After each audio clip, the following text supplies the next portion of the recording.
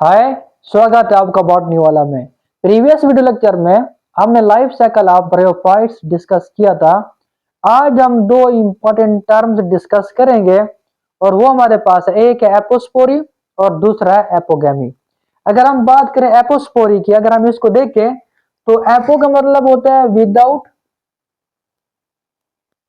और स्पोरी का मतलब होता है स्पोर। के स्पोर के बगैर, स्पोर की फॉर्मेशन के बिना अगर गेमेटोफाइट बन रहा है स्पोरोफाइट से, तो इस प्रोसेस को हम क्या बोलेंगे? एपोस्पोरी बनेंगे। अगर स्पोर नहीं बन रहा तो फिर क्या होगा? फिर होगा ये कि स्पोर ही स्पोरोफाइट के अंदर क्या होता है? हैप्लॉइड सेल होता है। अब जब स्पोर नहीं बन रहे तो इसका मतलब यह है कि कैप्सूल से किसी और चीज से बनेगा गेमेटोफाइट, क्योंकि स्पोर तो नहीं बन रहे। फिर जो गमीट बनेगा आपके नजदीक वो हैप्लॉइड होगा कि डिप्लॉइड होगा? डेफिनेटली डिप्लॉइड होगा, क्योंकि स्पोर अप्लाइड है। अब वो यहां बन नहीं रहा तो फिर कैप्सूल के किसी और पार्ट से या और सेल से क्या बनेगा? गेमेटोफाइट। तो डेफिनेटली वो माइटोसिस होके क्या बना देगा? गेमेटोफाइट बना देगा। तो एक्चुअली यहाँ क्या होता है एपोस्पोरी के अंदर? इसमें विदाउट विदाउट स्पोर फॉर्मेशन, कि यहां स्पोर नहीं बनता, स्पोर की फॉर्मेशन नहीं होती, लेकिन फिर भी क्या बन जाता है? गेमेटोफाइट बन जाता है।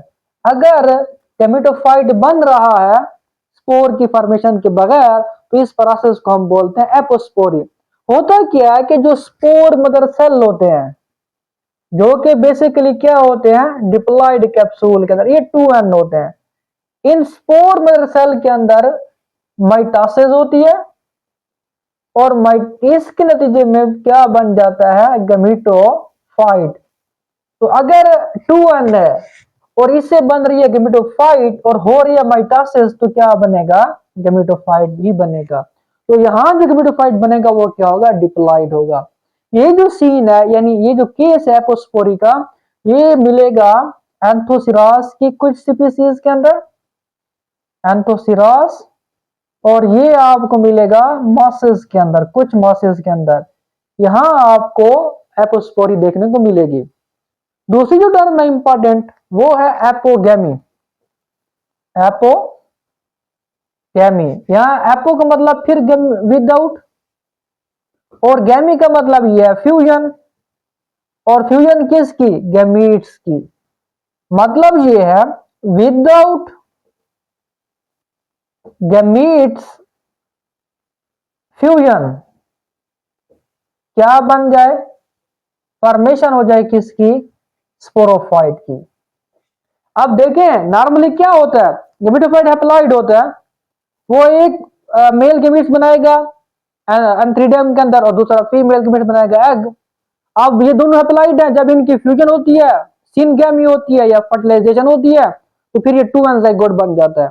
फिर जाइगोट एम्ब्रियो के अंदर, और एम्ब्रियो क्या बना देगा? स्पोरोफाइट, जो कि डिप्लॉइड होगा। लेकिन एपोगैमी के अंदर सीन ये है कि यहां गैमीट्स की फ्यूजन नहीं होती, गेमेटोफाइट ही के कुछ सेल्स चेंज हो जाते हैं किसके अंदर? स्पोरोफाइट के अंदर, by the division of mitosis. से फॉर एग्जांपल अगर ये है गेमेटोफाइट और ये क्या है? एन है, तो ये एन के अंदर क्या हो? इस गेमेटोफाइट के अंदर क्या होगी? माइटोसिस। और इस माइटोसिस के नतीजे में क्या बन जाएगा? स्पोरोफाइट। अब गेमेटोफाइट एन है तो माइटोसिस हुई तो स्पोरोफाइट भी क्या बनेगा? एन बनेगा।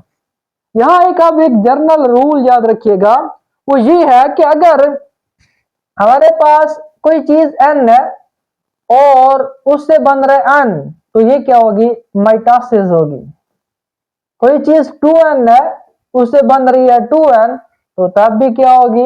माइटोसिस। लेकिन अगर कोई चीज 2n है और उससे बन रहा है n, तो ये क्या होगी?